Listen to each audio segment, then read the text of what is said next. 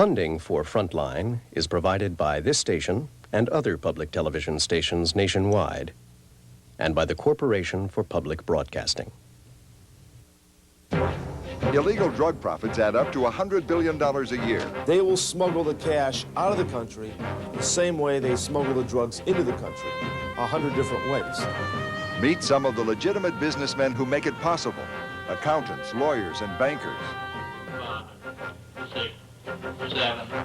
Frontline follows a federal investigation of the illegal money trail into the heart of the mainstream economy. There are legitimate businesses taking advantage of the currency that's out there. Tonight on Frontline, who profits from drugs?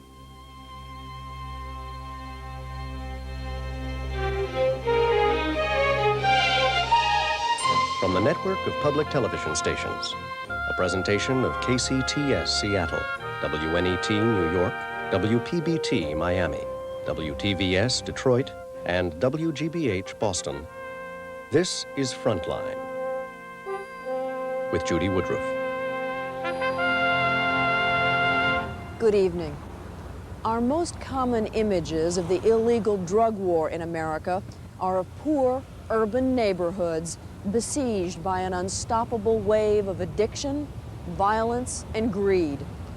Those images of the drug problem are perpetuated by the media's focus on stories about desperate addicts, ruthless pushers, and invincible foreign cartels. But there is another side of the story with a very different group of players who don't fit the stereotypes. Tonight, Frontline investigates what happens to the enormous profits of the illegal drug trade, following a trail directly into the offices of otherwise respectable businessmen, people who would say no to drugs, but very willingly say yes to drug money. It is the untold story of how the whole American economy profits from illegal drugs. Tonight's program was produced by Charles Stewart and Marcia Vivancos. It is called Who Profits from Drugs?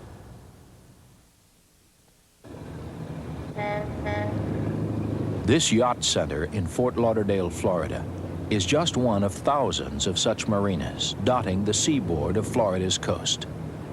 All of them potential smuggling havens for drug traffickers.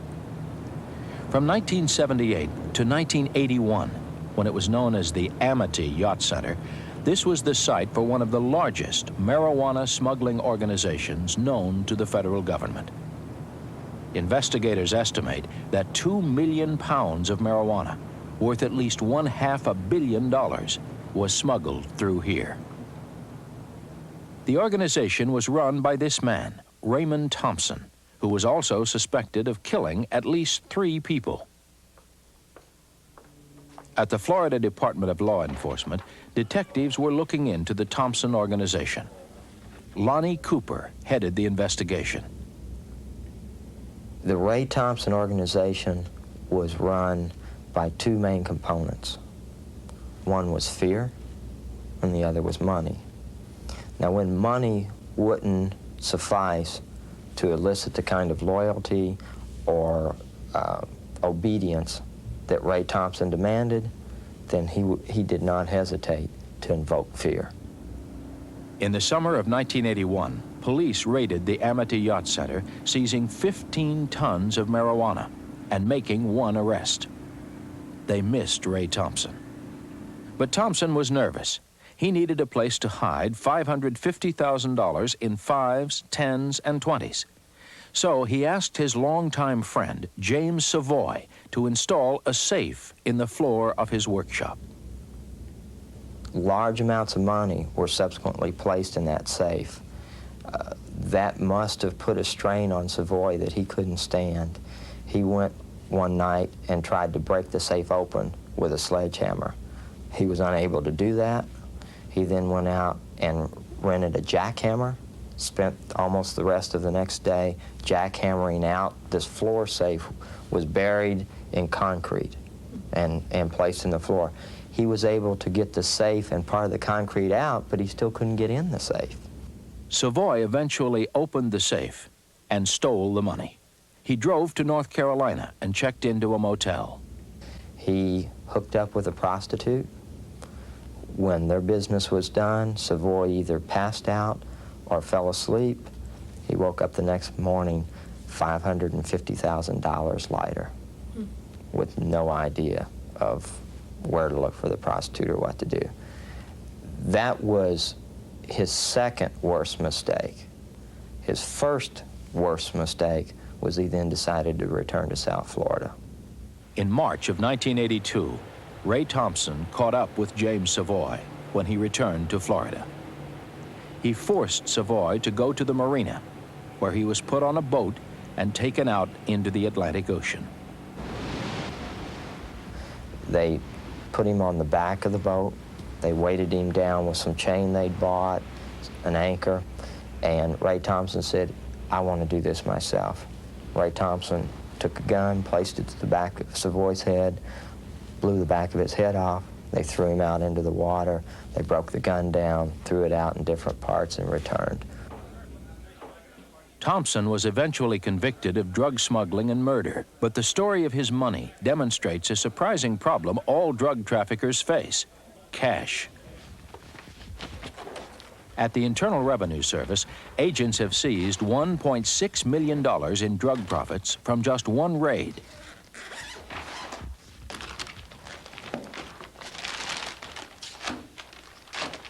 It is money like this, not the growing and manufacturing of their product, not the smuggling and distribution of the drugs, which presents traffickers with their most difficult business problem: how to handle large amounts of cash. Dave Wilson, an agent at the Drug Enforcement Administration's Financial Investigations Office, explains why. Handling millions of dollars creates a weight and distribution problem to them that you wouldn't expect, because most of their business is done in 5s, 10s, and 20s. Because of that, for instance, we discovered this a while back, $20 in $20 bills, $250,000 weighs about 75 pounds. Well, when a trafficker is doing several $1 million a week, he has a problem just disposing of the paper, just being able to handle that much paper. Another problem with cash: who to trust with it. When drugs are seized or lost, traffickers can always get more. But when they lose their cash, either through a seizure like this one or through a theft like James Savoy's, they have lost what matters most to them: their profits. Ordinarily, we'll see that the money is handled by a different group of people than the cocaine is handled by. The people that handle the money tend to be much more influential in an organization, tend to be much more trusted, and are, generally speaking, more sophisticated. Michael McDonald is a criminal investigator with the Internal Revenue Service. He points to another problem traffickers have with cash: how to spend it where it doesn't come back to haunt them, in terms of a tax problem, in terms of tax evasion and prosecutions, in terms of rendering his assets seizable and forfeitable. To simplify things, a very common way of doing it is get the money offshore. You need to get the money into a foreign bank. They will smuggle the cash out of the country the same way they smuggle the drugs into the country, 100 different ways. They'll carry it out in suitcases, they'll carry it out in duffel bags on commercial flights, box it up, they'll package it in commercial shipments, they'll charter jets, they'll take it on by private plane. People kind of chuckle about that and feel that it's just, that's Hollywood, but that's real life in the drug trade. In Fort Lauderdale, Florida, the Drug Enforcement Administration has set up a special office to investigate one of the largest drug money laundering operations known to the federal government.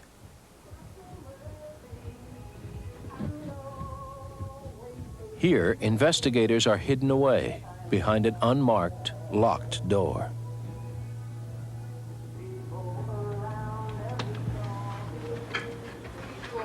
You have a call on 16.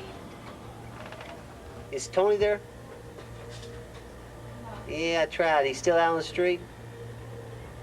Yeah, but I thought he was going to go home. Frontline was allowed inside on the condition that no undercover agents be identified. That file that's right in front of where Tim did all his reconciliation? This office and its headquarters nearby are the center for what has been codenamed Operation Man. Okay, ask him how he knows that Nelson did that load when he was out on bond. It began with intelligence gathered from the investigation into Ray Thompson and his organization. Agents here are uncovering a trail of $100 million in drug profits laundered through 6 countries and invested back into the United States. Based on information from public files and indictments, and on interviews with agents, prosecutors, and defendants, Frontline has pieced together the story of how this drug money was laundered, where it was invested, and who profited. Just real quick before you leave, he didn't give you a phone number to try to identify? No, The key would be an enforcer in the Ray Thompson organization, a man indicted for kidnapping and murder, Scott Errico. Errico had gone to college, and he was smart enough to know that he needed professional help when it came to moving his share of the drug profits. In 1983, Errico took $500,000 in cash and, on instructions from his lawyer, flew to New York. His lawyer then told him by telephone to go to the Helmsley Hotel, where Errico met an Englishman who would help him launder his money. They stuffed hundreds of thousands of dollars into suitcases, and together they departed for England. In London, Errico checked into an expensive apartment under an assumed name. Twice he paid large sums of rent in cash. But most of his drug profits were deposited into a branch of the Midland Bank, located on the Isle of Man off the coast of England, where bank secrecy laws were particularly strict. The money launderer, Patrick Diamond, began to educate Errico in the sophisticated art of hiding his money. He set up fake corporations, with Errico as the hidden owner. But all the while they were meeting, detectives from Scotland Yard were watching. Commander Roy Penrose is in charge of criminal investigations for Scotland Yard. During that surveillance operation, we came across a man called Stephen Mazzavilia. We didn't know him. He looked interesting. There were several meets recorded with him and Diamond. We then decided to put surveillance on him, and as a result of that, we found him to be Scott Errico. British Airways to Paris, Charles de Gaulle, flight BA306. This is the final call, boarding now at gate 8.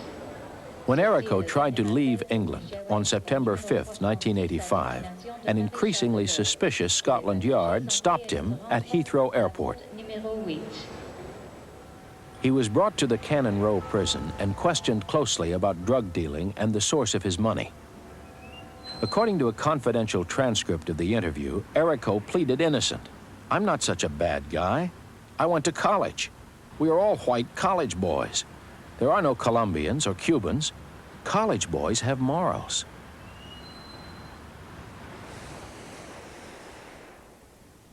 Soon, Diamond was also arrested and led detectives here to the British Virgin Islands and the island of Tortola, to the offices of Financial Management and Trust and its president, Sean Murphy.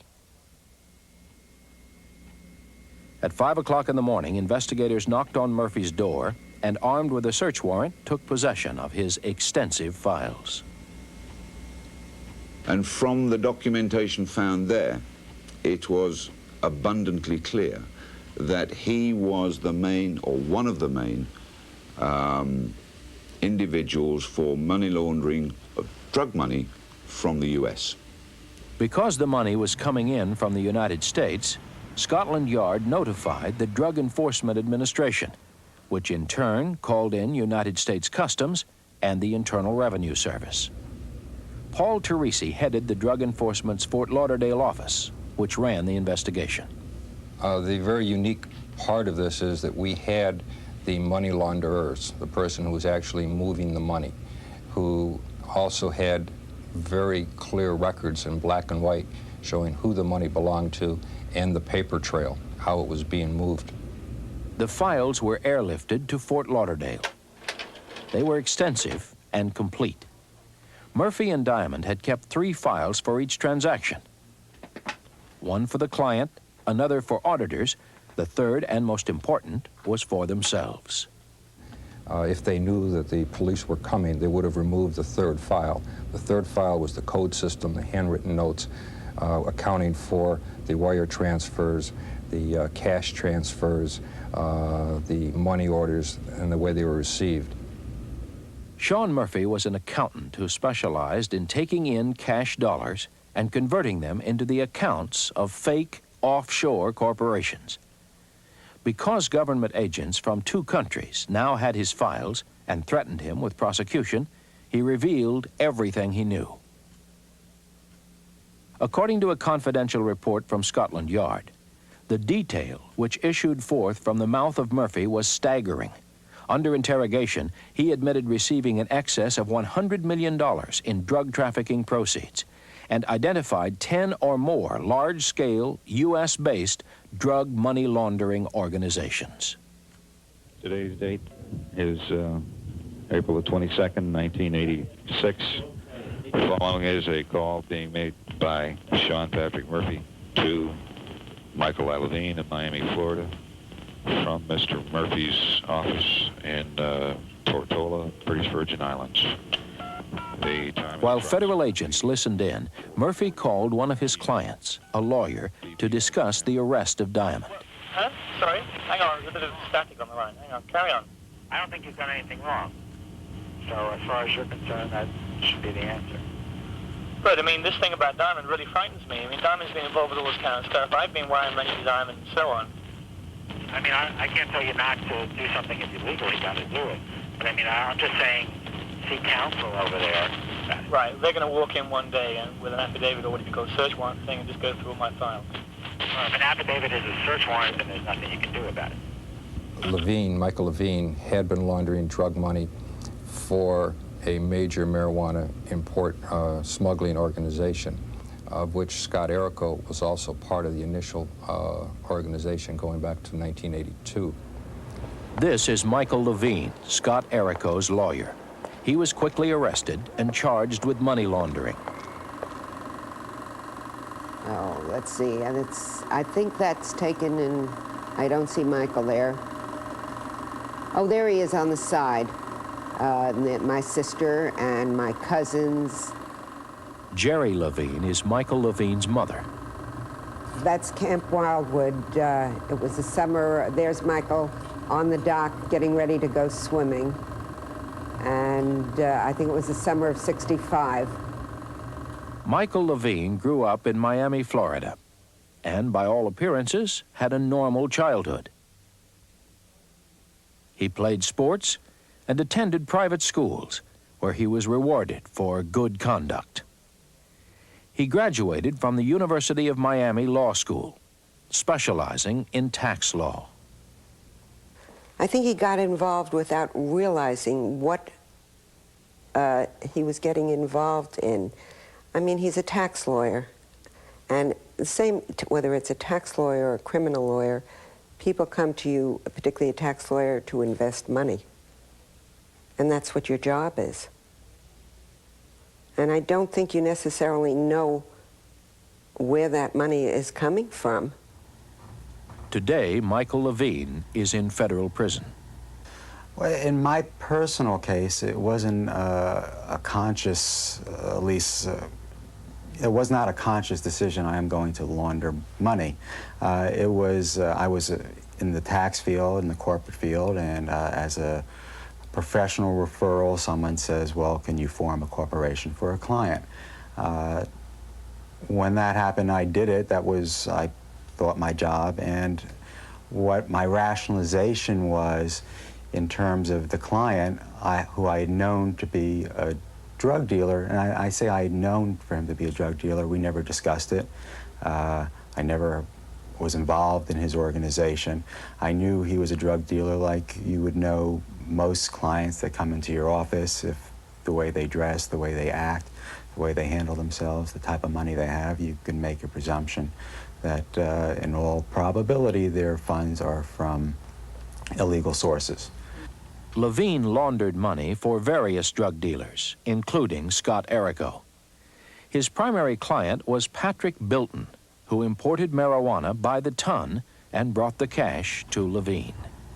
Well, the first times that client gave me money was only like $5,000. I say only because it kind of, this whole thing distorts your value of money. I was flabbergasted. I've never seen $5,000 in my life, and I counted it several times. And what happens is slowly you get used to it. When I took that to the bank, you look over your shoulder, you think someone's going to rob you, and then it gets to the point where they gave you $20,000 or they gave you $50,000, and then they, as I told you, they gave me sometimes $100,000, $200,000. You tend, after a while, to lose the apprehension of the money. It's kind of scary at the beginning. After a while, it loses its value. You don't think of it in terms of what it can buy. You just think of, well, $100,000. You don't count it. At least I never did after a while. It was, you know, if you had it in 20s or 100s, it just took too long to count. Levine needed help to launder the money internationally. He returned to his alma mater and went to the law library, where he looked up the name of a company specializing in tax shelters and located Patrick Diamond. He flew to London to meet with Diamond, and together they set up shell corporations to hide the proceeds of the drug dealing. On one such trip, Scotland Yard was watching and took this picture. A typical transaction, if you will, would have been someone, in this case Patrick Bilton, coming to me and saying, here is probably $150,000, and I need this in my overseas account, his corporation that's already been set up. Based upon that, I would call up either Sean Murphy or Patrick Diamond, and they would come to the United States. I'd have that money in my safe deposit box, go to the safe deposit box, sometimes with Mr. Diamond or Mr. Murphy, sometimes not, give them the cash in my office, and they would walk out with it and bring it back themselves, any method they wanted to, with instructions to fill out a currency report. You're all traveling together? Yes. You're ready to go. Anyone leaving the United States with more than $10,000 in cash is required by law to go to United States Customs and fill out a currency report. Murphy and Diamond never did. They smuggled drug money out of the country in suitcases and were never caught. Frankly, most of our effort is put on incoming aircraft with drugs, and there's only a minimal effort put on outgoing aircraft. Patrick O'Brien is head of enforcement for U.S. Customs in Miami. I can't go into all of our techniques, certainly not in detail, but you do use profiles. Certain profiles that we've developed based on our success as to who would be a likely candidate to be smuggling. The problem, of course, with profiles is that then becomes self-fulfilling. If you only look at this type of person, then those are the only people that you ever find smuggling money, and then your profile gets narrower and narrower. I mean, we've had cases here where we've been watching money coming in or going out, and the baggage handlers have better profile systems than we do, right? I mean, they've done very well ripping off some of this. The second thing, of course, is information. We rely on that a lot, both from sources of information and from investigations. Okay, move it over there. Let's just stick it over here. Do $1 million. See how much $1 million is. So what's $1 million weigh these days? Should weigh 24 pounds, right? In hundreds? $1 million? 22 pounds? 22 pounds. Yeah, well, that's right, you got 2 pounds of dirt. When Customs does seize money, they often get a lot of it. This is $10 million of drug proceeds. But this is only a small fraction of what federal investigators estimate to be approximately $100 billion generated by the drug business every year. It is at this point, when drugs have become cash dollars and traffickers start looking for ways to move it and launder it, that investigators say businessmen and financial institutions start sharing in the profits. For example, this money is from a bank which is under active investigation for taking in cash from the sale of drugs 5s, 10s, and 20s, and then for a service charge, giving the drug dealers back these $100 bills.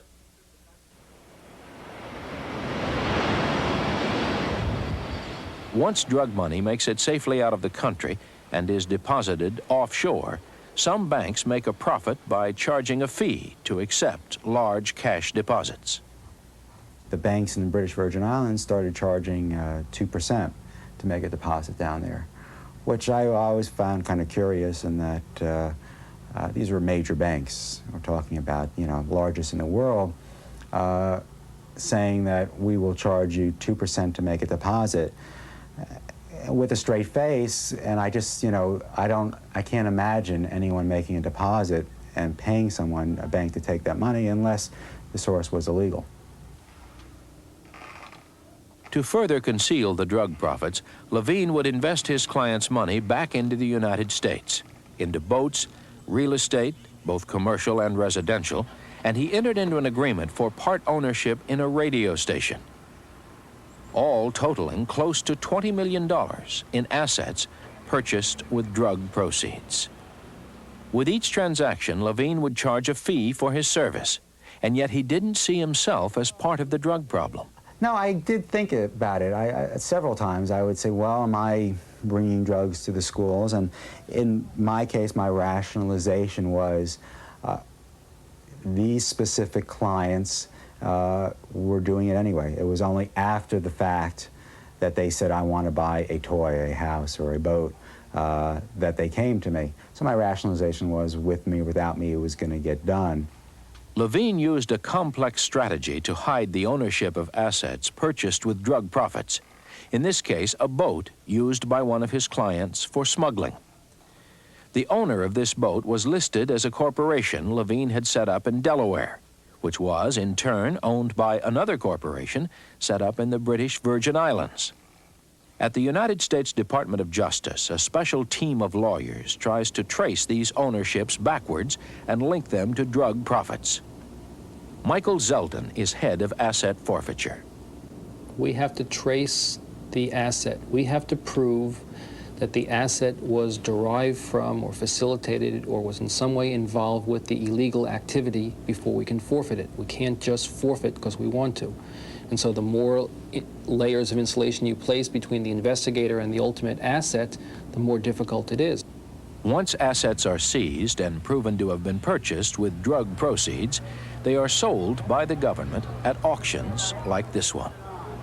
Item number 127, a 1980 Lamborghini. It's got 12 cylinders. This car was titled in the state of Florida. It had a Florida tag on it. It was made overseas. It's got kilometers on the speedometer. I got 20 and a half high, to be 20 and a half high, but I got 20 and a half high. Bit 25 and a half. Last year, the government seized 22,000 items worth $550 million, purchased primarily with drug proceeds. 59 and a half now, 60 to bid, 59 and a half now, 60. 60 now, half, I got 60,000 now the half. We got 60,000 now the half, I got 60 now the half. We got 60 and a half now, 61, the bid 60 and a half now 1. The bid is $60,500 all the way through. Is everybody happy? That man right over yonder, $60,500. The money from the sales goes to the federal government. It's earmarked for law enforcement. So the money we take off the criminal is put back into law enforcement agency budgets for further apprehension and generating more money. Like the revenue collectors, we make our salary and then some. The Levine case has convinced law enforcement agents that businessmen and public officials also profit from money gained from the sale of drugs. Elton Gissendanner was director of Florida's Department of Natural Resources. He was accused of accepting a bribe to arrange for a reduced charge for a defendant in a drug smuggling case. According to investigators, Gissendanner made a series of cash payments totaling $50,000 to $60,000 to build this house in Tallahassee, Florida.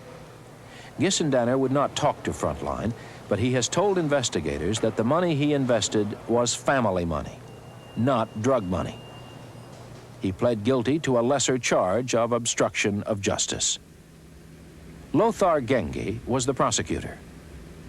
Mr. Gissendaner, in fact, was in turn using substantial amounts of cash and making cash deliveries to persons in the Tallahassee area. I think the evidence at the trial showed in one case he delivered $10,000 in cash in connection with an investment in a nightclub type of operation.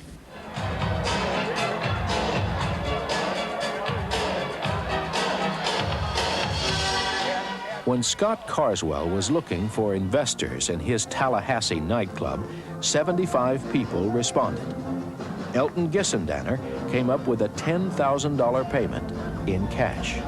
We had a little trailer, and he came in, and I was at a table with some other investors, and he asked me to come to the back, and I did, of the trailer, and that's when he brought out, at that point, cash, and asked me if I would have any trouble taking cash for his investment. And it was at that point I told him I really didn't know. Of course, I wanted the investment. We needed the money. I didn't want to lose it, but I didn't want to take it improperly. Carswell took the money and reported it properly as a large cash investment. But investigators say Scott Carswell is the exception rather than the rule. They say that the business community is too often willing to accept cash payments and not report them, further laundering drug profits into the local economy. Michael McDonald has investigated money laundering for 10 years for the Internal Revenue Service. And this is just typifies the type of situation we're running into, where there are legitimate businesses taking advantage of the currency that's out there to move it through their institutions, move it through their companies, move it through their accounts, and they can make money off it, and they can make a lot of money off it. And I think that there are a lot of people who are privileged, who are benefiting from the narcotics trade in small ways or in large ways, who don't see themselves as the problem, but rather see the peddlers of the drugs as the problem. And if they could only get rid of those guys, then we'd have no other problem. I think they're blind. Attorney Michael Levine pled guilty to laundering money and is currently serving a 30-month sentence. Shortly before he was caught, he realized the violent reality behind his involvement in the drug business. I was about to make a trip to London, and all of a sudden, in the paper, the Miami Herald had a picture of Scott Errico and said he had murdered somebody, which I didn't know that, until that time. And then all of a sudden, it wasn't the game anymore. These were real people, real lives. And all of a sudden, the person that was in the paper was my client that I was assisting prior to that time. Federal prosecutors admit that without the capture of Scott Errico, Michael Levine and dozens of others would still be in business today.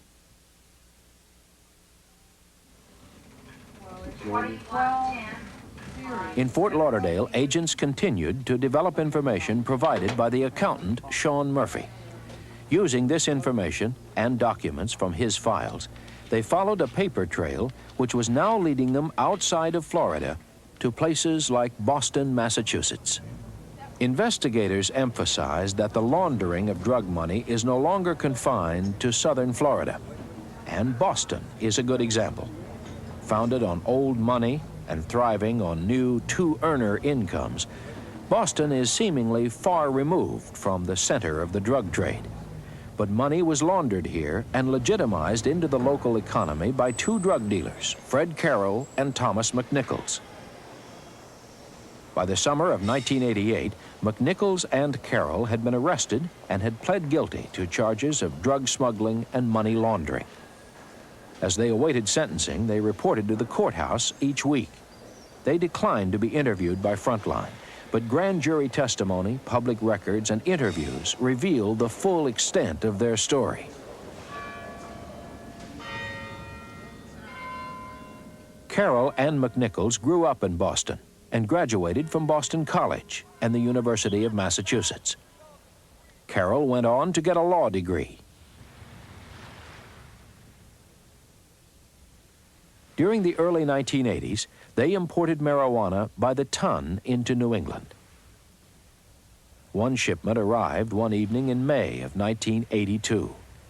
Carroll and McNichols had arranged for 10 to 15 tons of marijuana to be brought from Colombia directly into Boston Harbor. They communicated with the ship at sea by radio from this house in Quincy, just south of Boston. The ship radioed that the marijuana was too heavy, the boat they were using too old, and distress signals indicated that it was taking on water. It limped into Boston Harbor and docked directly behind a popular restaurant where it remained for the night.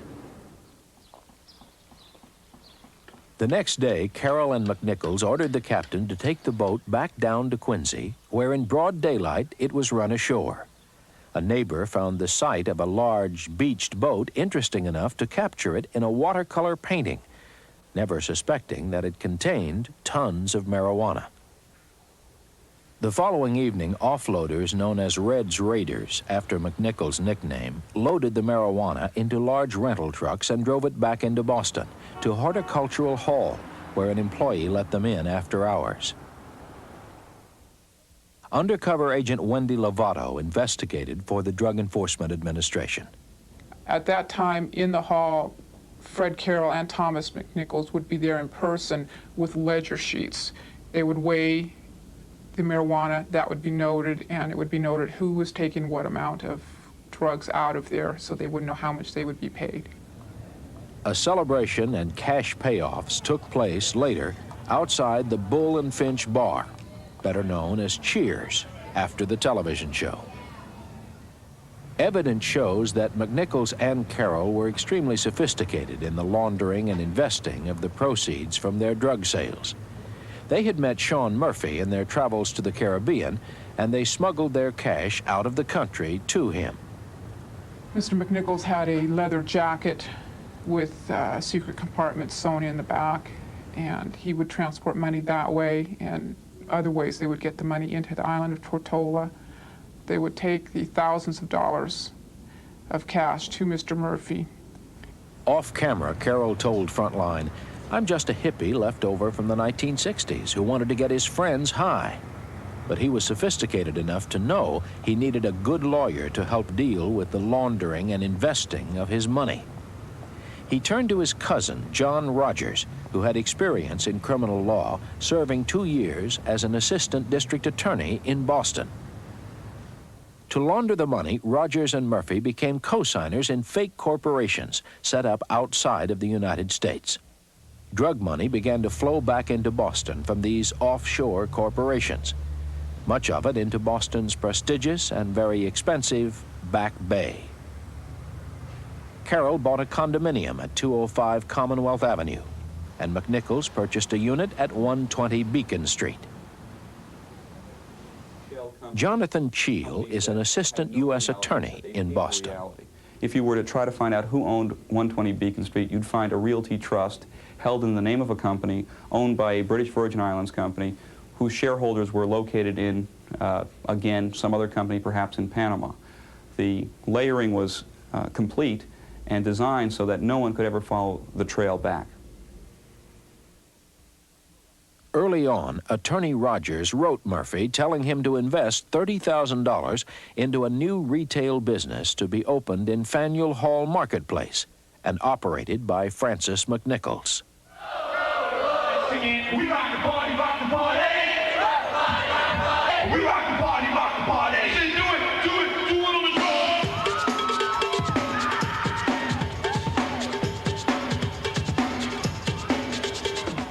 Faneuil Hall Marketplace in Boston is visited by over 10 million people a year. Business flourishes, and Thomas McNichols saw an opportunity to get a good return on his money. He invested close to $200,000 of drug profits and opened not one, but 3 sporting apparel stores.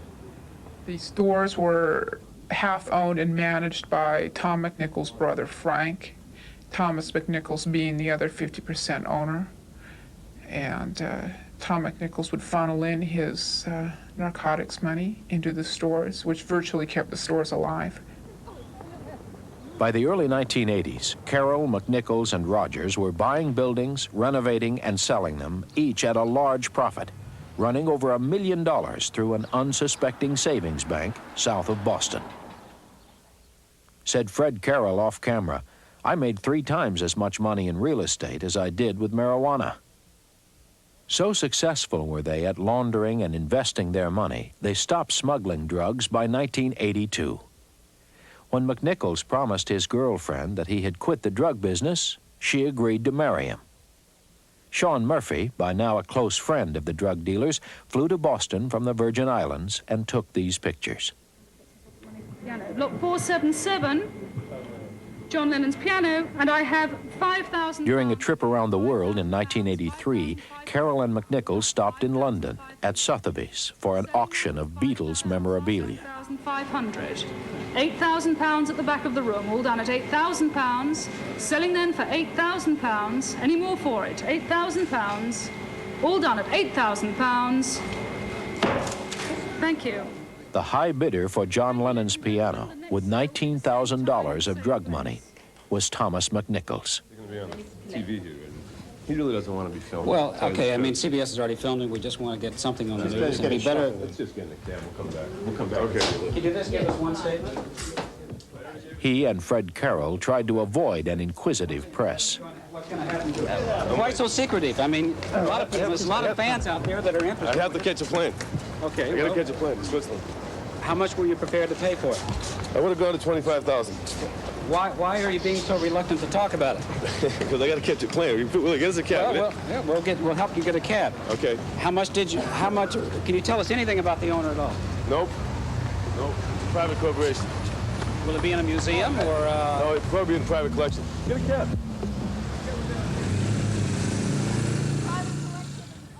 When they returned, they continued to invest their money, an estate in Maine and land in St. Thomas.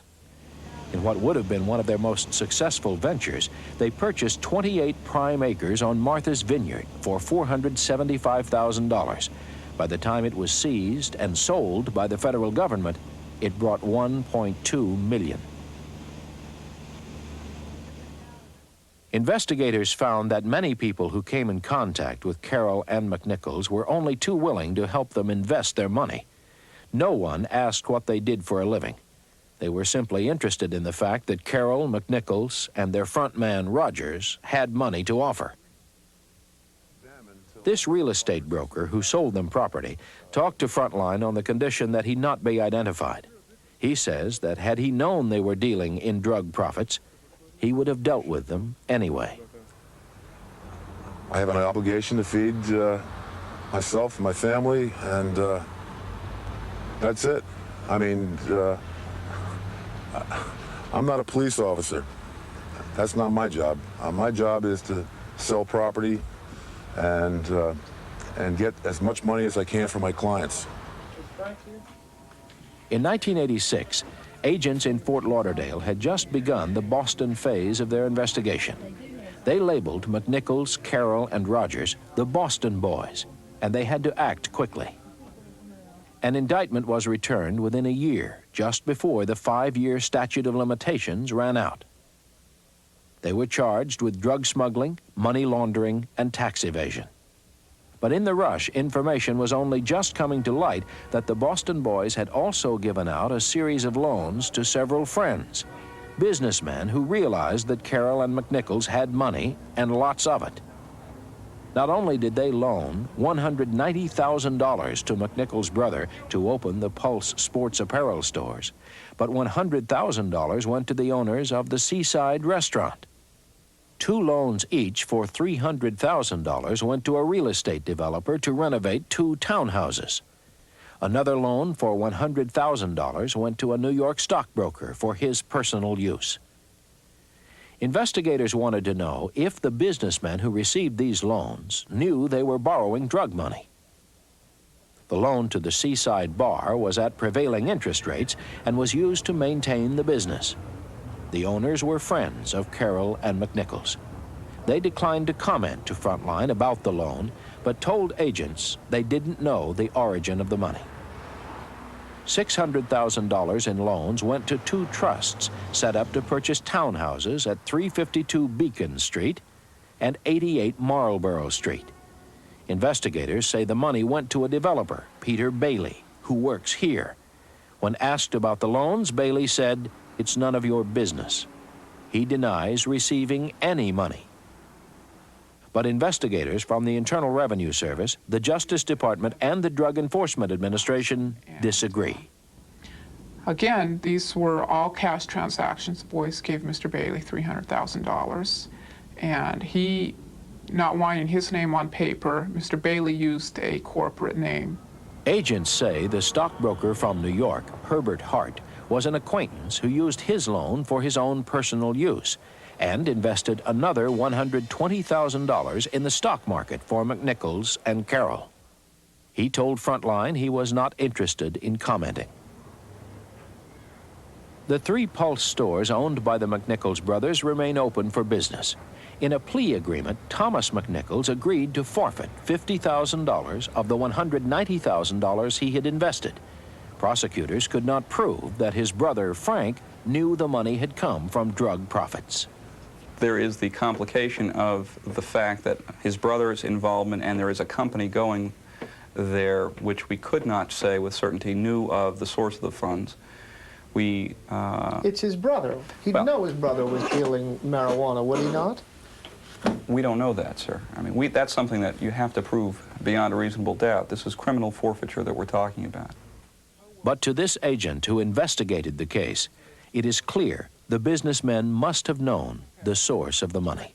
Everyone in their mind said they didn't know what they were doing, yet I believe everyone knew exactly what they were doing. So I believe if they know that the Boston boys are making millions of dollars off narcotics, why not go to them for a loan? In the fall of 1988, at the federal courthouse in Boston, Carroll and McNichols were sentenced to 10 years each. Emerging from the courtroom, Frank McNichols, part owner of the Pulse stores, declined to comment about his brother's investments. Outside, the Boston boys still did not want to talk about the case. For his part, John Rogers was sentenced to 3 years in federal prison for the laundering of drug money.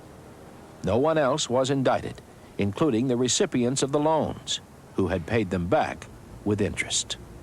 Without specific regard to any individuals in this case, who I don't want to comment on in any way, absolutely, the people who profit, the real estate agents, the realtors, the yacht salesmen, whoever it may be, who receive large amounts of money, often in cash, who look the other way, they are absolutely an essential part of the problem.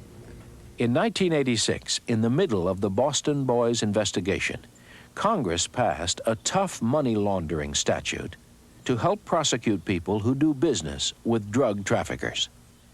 Congress made it a federal crime for anyone to become involved in a financial transaction if they know that the money represents the proceeds from an unlawful activity. If you come in with cash, if you come in with enough cash, then by and large, you get your way. At the Justice Department, Michael Zeldin says the government should now focus its investigations on those in the business community who are looking for quick profits from drug money. And people are on the bottom line going to say, what's in it for me? What's my bottom line financial interest in this proposition? And that's the problem. When they say, what's in it for me, and don't see that what's in it for them is a society that's going to be ruined by drugs, then they're part of the problem. They're the problem. Operation Man is a rare case where the files of a money launderer provided a virtual roadmap to how and where drug profits were invested. The government knows it may never seize files this extensive again. So federal agents are now posing as money launderers in an effort to reach the highest levels of drug organizations. In the summer of 1988 in Seattle, Washington, a ship carrying 72 tons of marijuana was towed into port by the United States Coast Guard. Despite this successful seizure, none of the 18 arrested on the boat would give information about the head of the organization, Brian Daniels, who allegedly had been smuggling drugs into the United States for the past 15 years. To reach Daniels, government agents set up a sting offering to launder Daniels' money through a gambling casino. When a lawyer showed up in a Las Vegas motel room with $7.6 million, he was arrested. The arrest of Daniels followed.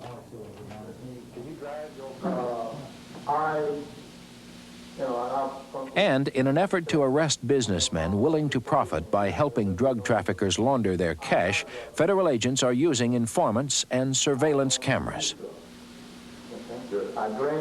Here, an informant with his back to the camera explains to a Dallas businessman that he needs drug money laundered. However, I do manage the money for some drug dealers. So this is drug money. I just don't want no misunderstanding in that.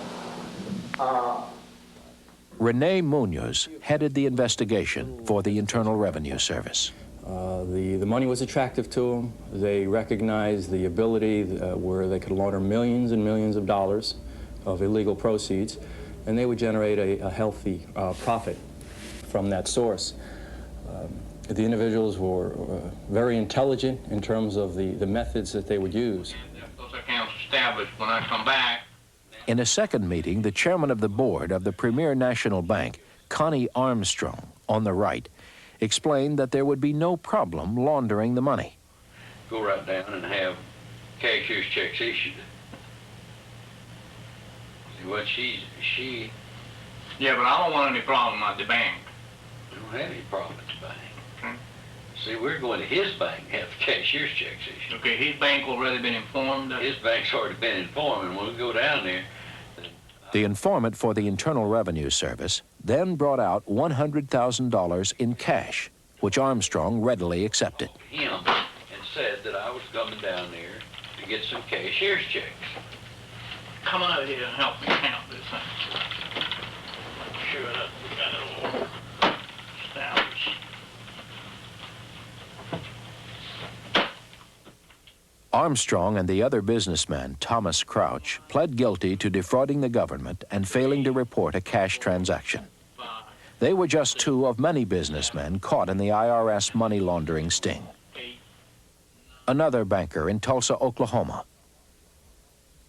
A lobbyist in Washington, D.C. In Atlanta, accountants from the brokerage houses Dean Witter, Prudential Bache, and Oppenheimer. Also in Atlanta, a former United States Congressman, Pat Swindoll, allegedly agreed to accept drug money to pay for a house, then declined. And in Boston, indictments are expected, which involve restaurants, trade unions, and more lawyers. In Fort Lauderdale, Operation Man continues with a series of active investigations into drug smuggling and money laundering organizations worth over $100 million.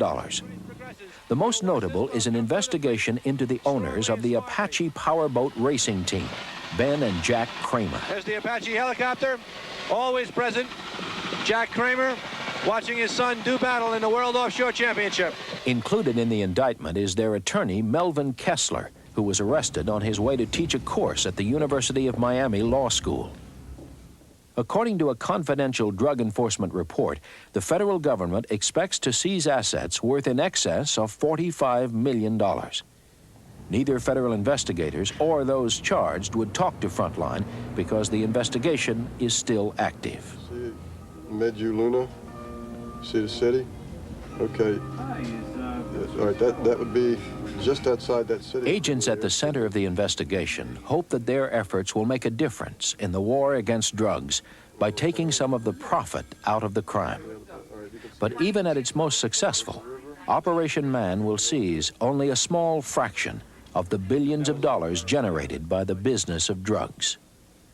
The lesson of the operation, these agents say, is that greed crosses all lines of the business and legal communities. For Michael Levine, one of the first men jailed by Operation Man, the lesson is different, but just as clear. You know, it's a strange feeling all of a sudden to be thrust into the limelight for something illegal, and to find yourself recognized by this illegal act. Forget about what you've done prior to that date. It's just, it doesn't matter at that point. It's just that illegal act from then on that will be with you the rest of your life, no matter matter what happens. Was it worth it? Oh, never. No. Not even a close call on it. And I can't imagine it ever being worth it for anybody if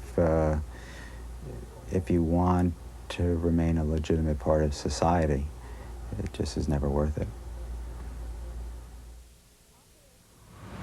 Operation Man continues. 2 bankers in Los Angeles were recently indicted for their involvement in laundering drug money. And the federal government, in an ongoing effort to take the profit out of the illegal drug trade, is expected to make arrests next month in a money laundering scheme stretching across the country, totaling well in excess of $1 billion, more than 10 times the size of Operation Man. Thank you for joining us. I'm Judy Woodruff. Good night.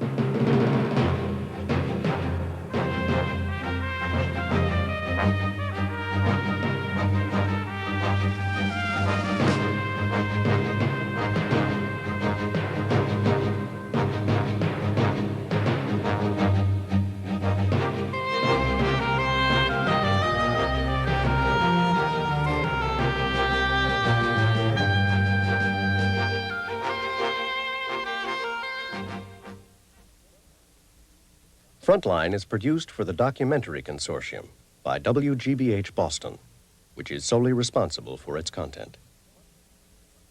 Funding for Frontline is provided by this station and other public television stations nationwide, and by the Corporation for Public Broadcasting. For videocassette information about this program, please write to this address.